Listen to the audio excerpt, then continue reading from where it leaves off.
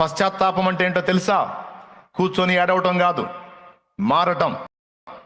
పశ్చాత్తాపం అంటే నిర్వచనం ఏంటి అంటే, పశ్చాత్తాపం అంటే కూర్చొని ఏడవటమో బాధపడటమో కాదు.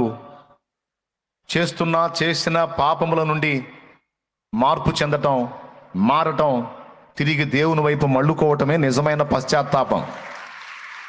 ఒక తప్పు చేసి ఆ తప్పుని గురించి ఏడ్చి మళ్ళా అదే తప్పు చేస్తూ ఉంటే అది ఎలా పశ్చాత్తాపం అవుతుంది?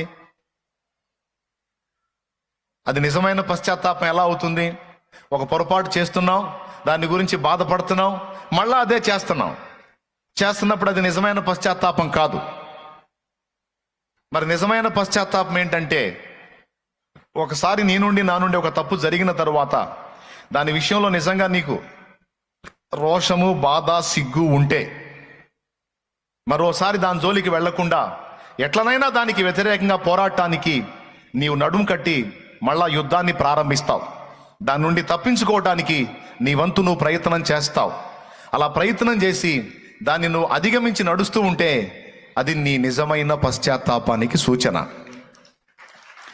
అలా కాకుండా పొరపాటు చేస్తూ మళ్ళా నేను పశ్చాత్తాపడుతున్నాను, మళ్ళా పాపం చేస్తున్నాను, పశ్చాత్తాపడుతున్నాను అంటే చివరికి పాపం అలవాటుగా మారిపోతుంది. చివరికి వేషధారణ జీవితం అలవాటైపోతుంది.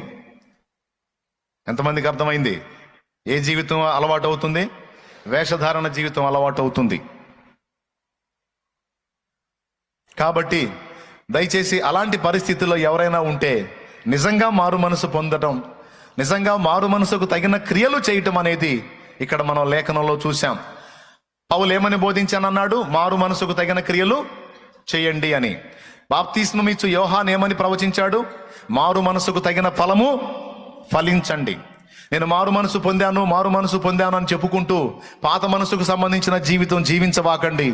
ఆ పాత మనసుని మీలో నుండి పెరగివేసి నూతన మనస్సు, నూతన జన్మ అనుభవానికి తగిన జీవితాన్ని, తగిన క్రియలను, తగిన ఫలాన్ని కలిగి ఉండటానికి మిమ్మల్ని మీరు జాగ్రత్త చేసుకోండి. నన్ను నేను జాగ్రత్త చేసుకోవాలి, మనల్ని మనం జాగ్రత్త చేసుకోవాలి.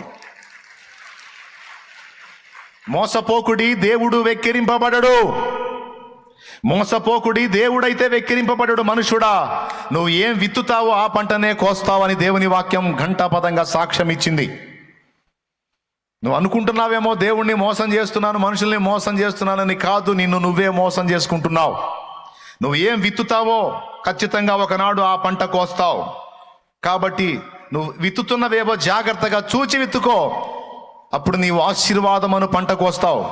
నువ్వు పిచ్చి పిచ్చిగా విత్తావనుకో, భవిష్యత్తు శాపం అనే పంట కోస్తావు. ఇప్పుడు కొన్ని విత్తనాలు విత్తుతున్నప్పుడు భలే హాయిగా, సూపర్గా, ఎంజాయ్గా, మజాగా, ఓ రేంజ్లో ఉంటుంది. కానీ దాని ఫలం నీకు వచ్చినప్పుడు అది నీవు అనుభవించలేనంత చేదుగా ఉంటుంది. దేవునికి స్తోత్రం కలుగును గాక. హల్లెలూయా. పెద్దగా చెప్పండి. ఆ చేదును నువ్వు తట్టుకోలేవు. ఇంకొక మాట కూడా చెప్తాను. విత్తేటప్పుడు ఒక విత్తనమే, తిరిగి మొలిచేటప్పుడు దాని ఫలం ఎంతో మీకు తెలుసు.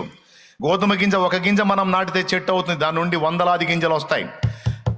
ఆశీర్వాదానికి సంబంధించిన విత్తనాలు మనం విత్తుకుంటా వెళితే రేపు భవిష్యత్తులో ఆశీర్వాద ఫలాలు ఎంత ఉన్నతంగా, ఎంత విస్తారంగా వస్తాయో గుర్తించండి.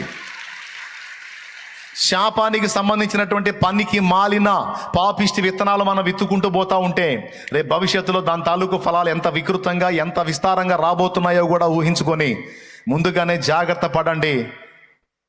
ఖచ్చితంగా మనం చేసిన వాటి ఫలం మనం పొంది తీరాల్సిందే, తప్పదు. అందులో భేదం లేదు. అది నేనైనా మీరైనా ఎవ్వడైనా సరే దాని కోటింగ్ అనుభవించాల్సిందే. ఓకేనా? కాబట్టి స్పష్టంగా మీకు ఈ మాట అర్థమైందని అనుకుంటున్నాను. ఆ వెలుగు కనబడినంతసేపు, ఆయన స్వరం వినబడినంతసేపు అంతా బాగానే ఉంది. ఆయన అదృశ్యమయ్యాడు. ఆ తర్వాత సౌలుకు కళ్ళు కనపడలా. తడవలాడుతూ ఉన్నప్పుడు తనతో కూడా ఉన్నవారు చిన్నగా ఆయన దగ్గరకు వచ్చి ఆయన్ని పట్టుకొని దమస్కు తీసుకెళ్లారు. ఎందుకు వచ్చాడు అసలు దమస్కి? దమస్కులో ఉన్న క్రైస్తవులను ఇబ్బంది పెడదామని బయలుదేరాడు. కానీ ఇప్పుడు దారిలోనే ఏమయ్యాడు? దమస్కులో ఉన్న క్రైస్తవులను చంపుదామని బయలుదేరి